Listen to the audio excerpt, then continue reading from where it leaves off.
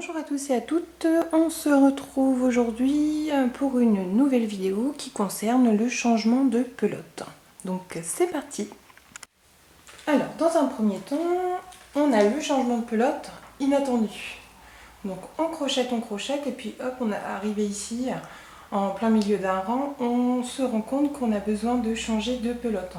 Donc qu'est-ce que je fais me concernant? C'est tout simple, je prends mes câbles, je me laisse un peu de mou pour rentrer mes fils à la fin et je fais un nœud. Tout simplement comme ceci. Voilà. Mon changement de pelote est fait. Ensuite, quand je crochette, quand je poursuis de crocheter, donc je poursuis. Donc là, c'est des brides. Et j'arrive ici à mon nœud. Donc, je veille à bien le bloquer, donc entre deux points, et je poursuis. Et en poursuivant, je vais cacher mon fil. Donc j'attrape mes fils et je les mets dans la main gauche, là où je tiens mon ouvrage. Et je poursuis donc tout en rentrant mes câbles. Tout simplement. On poursuit.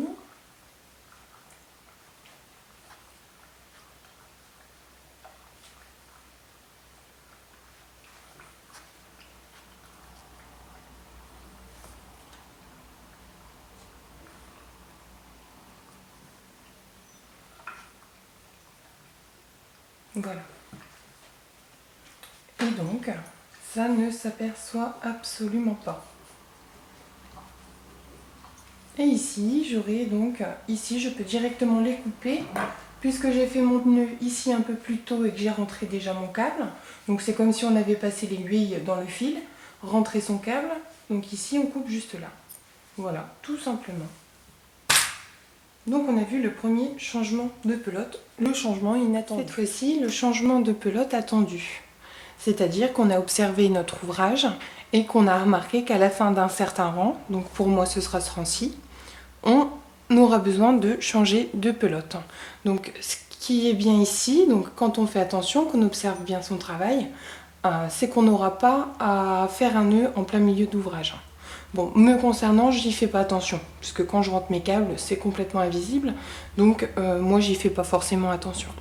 Mais vous pouvez par exemple arriver à la fin d'un rang, vous voyez que votre câble est bien, prend fin, donc vous faites en début de rang votre changement de pelote. Donc là, on a retourné notre ouvrage, on tient le petit fil donc de l'ancienne pelote dans la main droite, on prend son nouveau câble et on va venir l'introduire tout de suite. Voilà.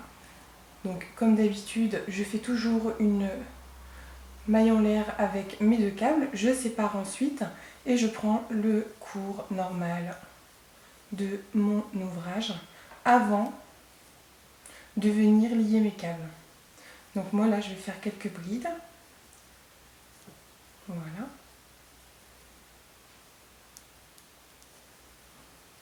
Donc j'ai fait mes quelques brides, maintenant je retourne. Alors pourquoi j'avance un petit peu? Personnellement je fais toujours ça. J'avance toujours un petit peu sur mon ouvrage. Comme ça mon point se met correctement. Et au moment de serrer, je sais que je vais pas avoir à trop serrer.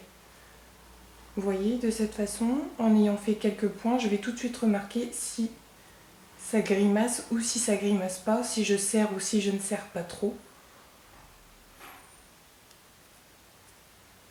mon ouvrage. Voilà, donc là, mon changement de pelote est fait correctement. Ça grimace pas, c'est parfait. Voilà.